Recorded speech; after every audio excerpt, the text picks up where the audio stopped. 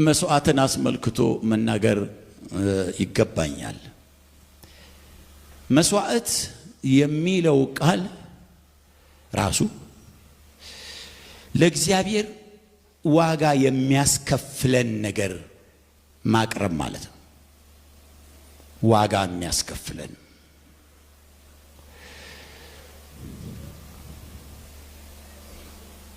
ዋጋ የሚለውን ነገር ከገንዘብ ጋር ብቻ ታገናኙብኝ።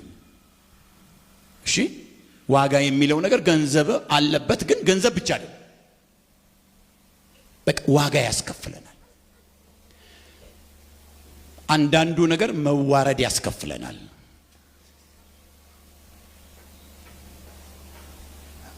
አንዳንዱ ነገር ሌላ ያስከፍለናል። ግን ሲያስከፍለን ነው መስዋዕት የሚባለው። ሲያስከፍለን ነው። ልክ ሲያስከፍላችሁ ንቁ። ከጌታ ጋር ያላችሁ ጉዞ፣ ከእግዚአብሔር ጋር ያላችሁ አገልግሎት ማስከፈል ሲጀምር፣ ማረግ ሲጀምር ምን እየተሆነ ነው ያለው? መስዋዕት እየተከፈለ ነው ያለው። ሃሌሉያ። አገልግሎት አለ፣ በመስዋዕት ማገልገል አለ። ሁለቱ ይለያያሉ።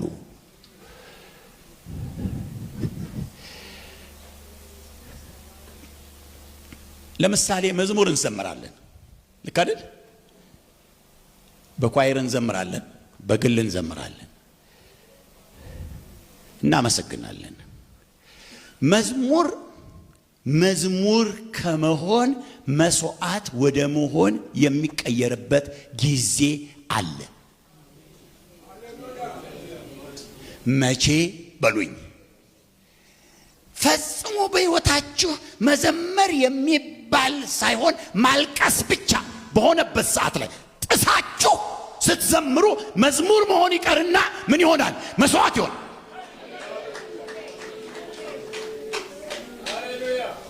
መስዋዕት ሁልጊዜ ደግሞ ምን ይከተለዋል? እሳት ይከተለዋል።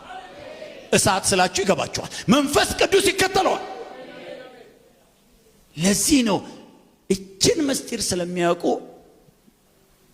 ጳውሎስና ሲላስ በወህኒ ቆስለው ይሄ በሙሉ መግልና ቁስል በጅራፍ በሆነበት ሰዓት ላይ እግዚአብሔርን በኩለ ሌሊት ሲያመሰግኑና ሲዘምሩ ድንገት የወህኒው መሰረት ተናወጠ።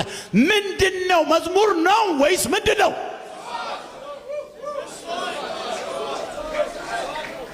ስለዚህ ነገሮቻችንን እግዚአብሔር ወደ መስዋዕት መቀየር ሲፈልግ ጠባብ ያረጋቸዋል፣ አነቅ ያረጋቸዋል፣ ያዝ ያረጋቸዋል። ያን ጊዜ ጥሳችሁ ቀጥሉበት። ወደ ምን ይቀየራል? ወደ መስዋዕት ይቀየራል። የእግዚአብሔር ሰው ቅድም በእግዚአብሔር ቤት ስለመኖር ተናግሯል። እሰይ የእግዚአብሔር ቤት ወንድም ከሌ ተመችቶ፣ እህት ከሌ ተመችታ፣ ያኛው ተመችቶ፣ ፌስታ በፌስታ ምንድነው የሚባለው? በቃ በሸነና ሆኖ መኖር ጥሩ ነው። ነገር ግን በእግዚአብሔር ቤት መኖር በመስዋዕት መኖር እንዲሆን ሲፈልግ አንተ ጋር የእግዚአብሔር ቤት አንድ ሰሞን የማይኖርበት አይነት መስሎ ጭንቅ ሊያረግህ ይችላል። ኑር። በምን እየኖርክ ይሆንብሃል?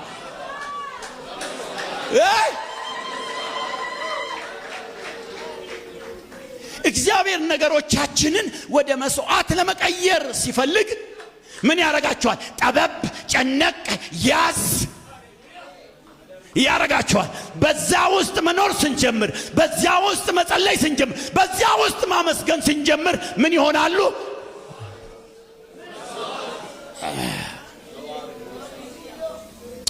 ኦ ሃሌሉያ።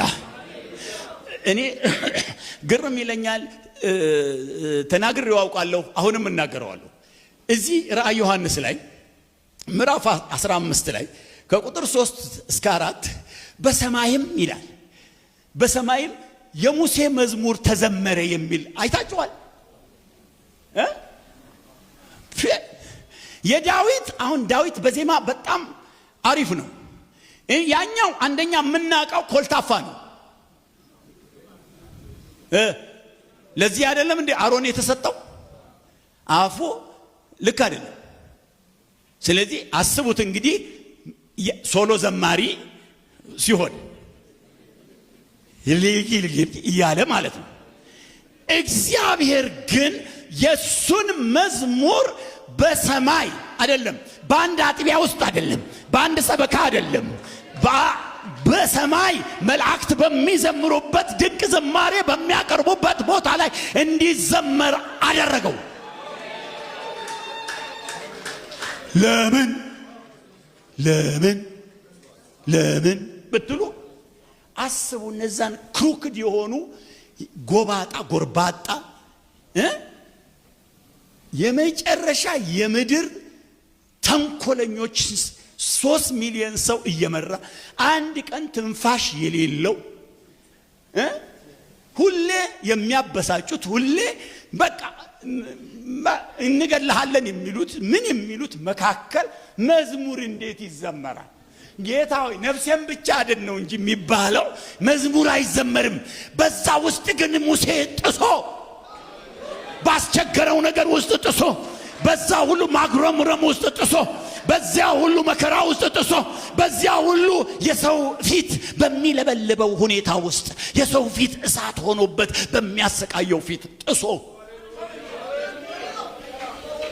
የዘመረው መዝሙር እውነትም ሰማይ ይዘመራል። ሃሌሉያ! ክብር ለኢየሱስ ይሁን። ክብር ለኢየሱስ ይሁን።